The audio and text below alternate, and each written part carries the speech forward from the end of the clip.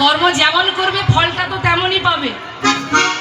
তুমি হরিবাসরে এসে কষ্ট করবে না, খুঁটিতে হেলান দিয়ে ঘুমিয়ে ঘুমিয়ে, ফলটা কি ভালো পাবে? পোকা ফল পাবে। কি ভালো ফল পেতে গেলে ভালো পরিশ্রম করতে হবে। জয় রাধে। এইভাবে হাতে তালি দিলে হবে না, জোরে জোরে হাতে তালি দিতে হবে। এটা করলে কি হবে? আমাদের একটা প্রাণায়াম হয়ে যাবে, শরীরের অনেক ব্যাধি সেরে যাবে, আবার ভগবান সন্তুষ্ট হবে। তুলে হাত তুলে সবাই